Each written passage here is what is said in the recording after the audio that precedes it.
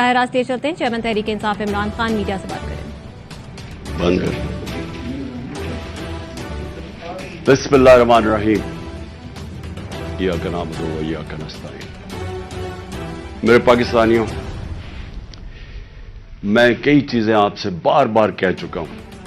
اپنے 26 سال کی جب سے میں یہ پالیٹکس میں آیا ہوں تو میں کئی چیزیں بار بار دہرا چکا ہوں اور مجھے لگتا ہے کہ اس کا اثر ہونا شروع ہو گیا کہ لوگوں کو کئی چیزوں کی اب سمجھ آنی شروع ہو گئی. لیکن آج میں پھر وہ چیز دہراؤں گا. 26 سال پہلے میں نے اپنی پارٹی کا نام رکھا تھا انصاف کی تحریک، جس کو انگریزی میں کہتے ہیں رول آف لا، جس کو عام آدمی سمجھتا ہے انصاف، جس کا مطلب کیا ہوتا ہے کہ کمزور اور طاقتور قانون کے سامنے ایک برابر، جس کا مطلب یہ ہوتا ہے کہ جانوروں کے معاشرے میں اور انسانوں کے معاشرے میں جو فرق ہے کہ جانوروں کے معاشرے میں انصاف نہیں ہے، انسانوں کے معاشرے میں وہ انسانی معاشرہ ہوتا ہی تب ہے جدھر انصاف ہوتا ہے. جنگل کا قانون اس کو کہتے ہیں اس معاشرے کو، اور جس کو دوسرا نام بنانا ریپبلکس دیتے ہیں، جدھر مائٹ از رائٹ ہوتی ہے، جدھر طاقتور قانون سے اوپر ہوتا ہے، جدھر کمزور کو طاقتور سے تحفظ نہیں ملتا. اور اگر آپ دنیا کی تاریخ پڑھیں تو آپ کو ہر جگہ نظر آئے گا کہ جن ممالک کے اندر قانون کی بالادستی بہتر تھی وہ خوشحال تھے. رومن ایمپائر دیکھ لو، اس سے پہلے گریک سیولائزیشن تھا جن کا تاریخ جانتی ہے. رومن ایمپائر دیکھ، رومن لاز تھے، قانون تھے. باقیوں کو وہ باربیرینز کہتے تھے کیونکہ وہاں قانون نہیں تھے، وہاں انصاف نہیں تھا. اور ہم جو مسلمانوں کی تاریخ ہے، میں کیوں بار بار جب سے میں پرائم منسٹر بنا میں بار بار آپ کو مدینہ کی ریاست کی بات کرتا رہا، کیونکہ مدینہ کی ریاست کی بنیاد رکھی گئی تھی عدل اور انصاف پہ. جو میرے نبی صلی اللہ علیہ وسلم نے اس قوم کو اٹھایا تھا.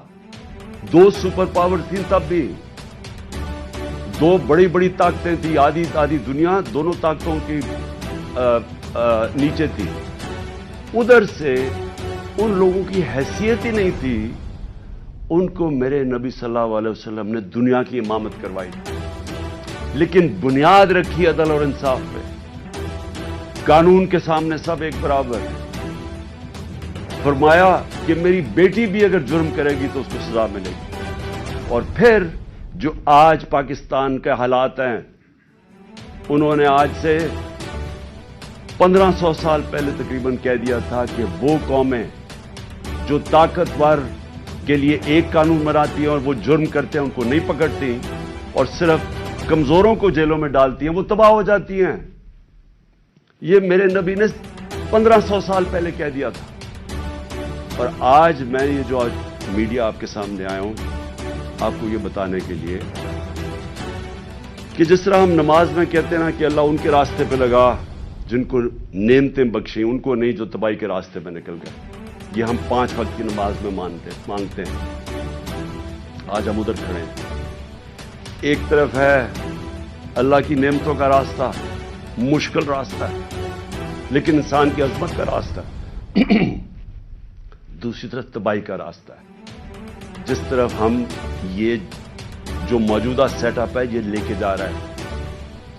میرے پاکستانیوں یاد رکھیں، میں وہ خوش قسمت انسان ہوں 70 سال جس کی عمر ہے. اللہ مجھے سب کچھ دے بیٹھا ہے. کوئی اتنا خوش قسمت نہیں، میں اس کا بار بار شکر ادا بھی کروں تو وہ کافی نہیں ہے. کسی انسان کو اس ملک میں اللہ نے اس طرح کی عزت نہیں دی. حکومت سے انہوں نے سازش کے تحت مجھے باہر نکالا تو آپ لوگوں نے لاکھوں کی تعداد میں سڑکوں پہ نکلے. کس پرائم منسٹر کو آج تک اس طرح کی عزت ملی؟ اور حکومت کے باہر پبلک کے اندر میں نکلا تو جس طرح کی عزت آپ نے مجھے دی کس کو ملی آج تک؟ کون سے پرائم منسٹر کو ملی؟ تو اس کے لیے وزارت عظمیٰ کیا چیز ہے؟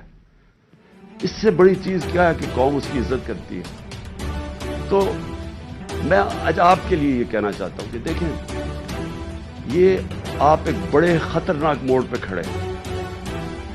اگر میری قوم میری آواز آج سن کے آپ جو اللہ نے ہمارے اوپر حکم دیا ہوا ہے جہاد کا، جہاد ہے کیا؟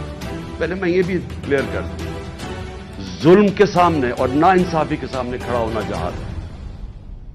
اللہ نے ہمارے پہ فرض کیا ہوا ہے۔ کیوں کیا ہوا ہے؟